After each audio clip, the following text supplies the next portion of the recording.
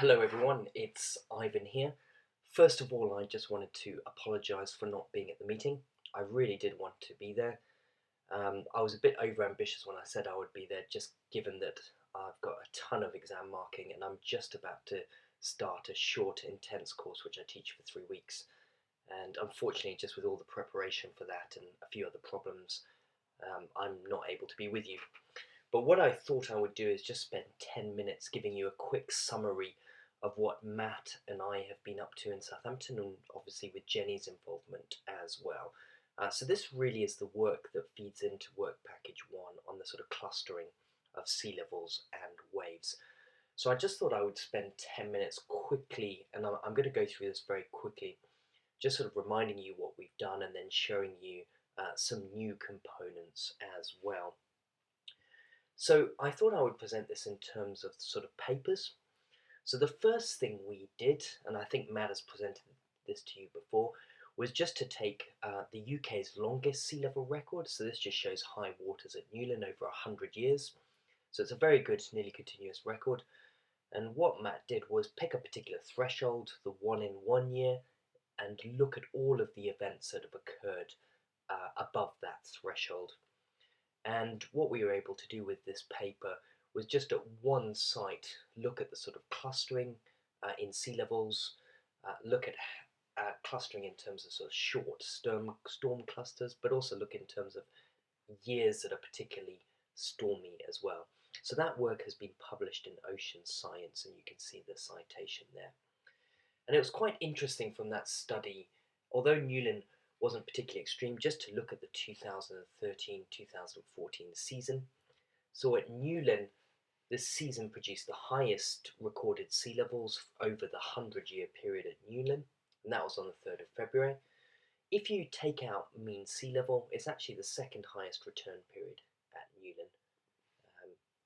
It produced the largest number of high waters in any given season that were greater than the 1 in 5 year return period.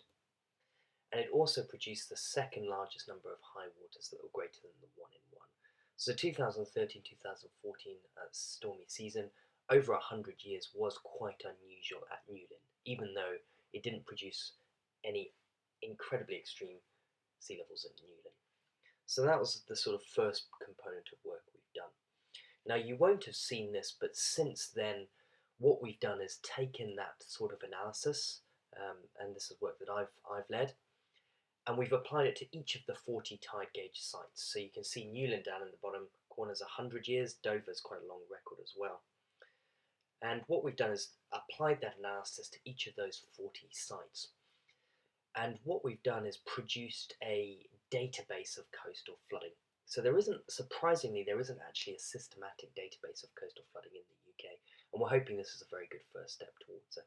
So we submitted a paper at the beginning of January to one of Nature's new journals, Scientific Data, and that's just in review at the present.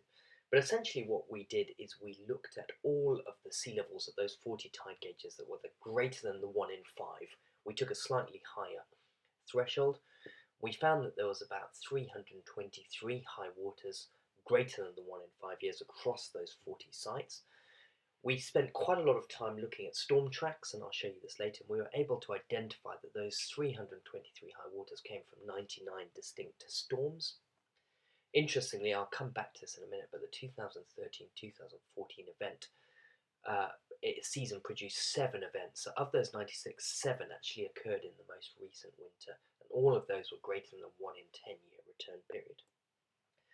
For each of those 96 storms, and this has actually taken about a year of work, we've looked at meteorological conditions, digitized storm tracks, we've looked at the extreme sea levels, and this is what's been very time consuming, but we've looked at the impacts of each of those 96 events. Did flooding occur, and if so, how much? Did anyone die? What was the extent of flooding? How many properties?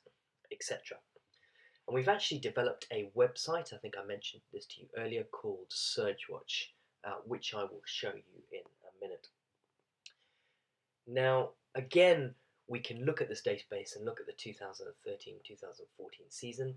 Now, obviously, unlike Newlyn, we don't have a 100-year record everywhere, so you just have to be aware that some of the other parts of the UK we have missing data. But nevertheless, there's no doubt about it, the 2013-2014 season was incredibly unusual in the last 100 years.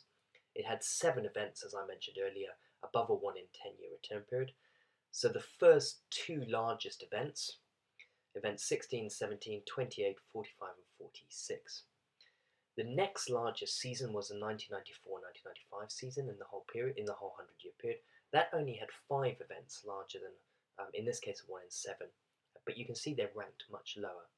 So really the 2013-2014 was incredibly unusual. We had 7 events, much larger than any other season, and those events were all quite reasonable events.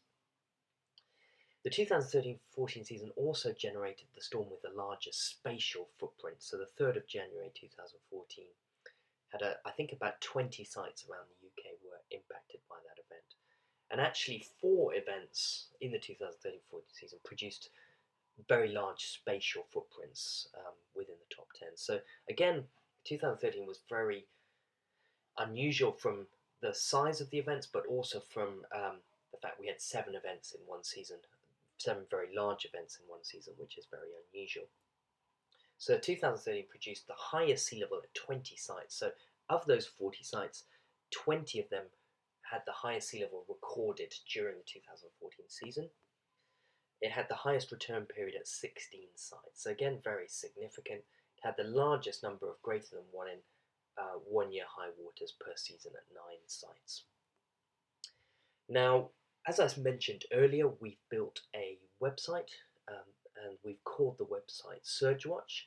And what I'll do is I'll just give you a quick demonstration of the site, but we're just really hoping that this database will be widely used by practitioners. And it contains all of the sort of data for the 40 sites that we've put together, so these 96 events. So this is the website here. It's called SurgeWatch. We've designed a nice little logo. We've got various news articles about past events, videos, which I'll show you in a minute. But there's 2 ways to enter this database. One is to browse by time here. The other is to browse by location. So if you click on the browse by time, this shows basically a bar chart showing each of those 96 events, and the size of the bar represents how big the events are. So you can see the largest 2 return period events occurred in the last season. Now the table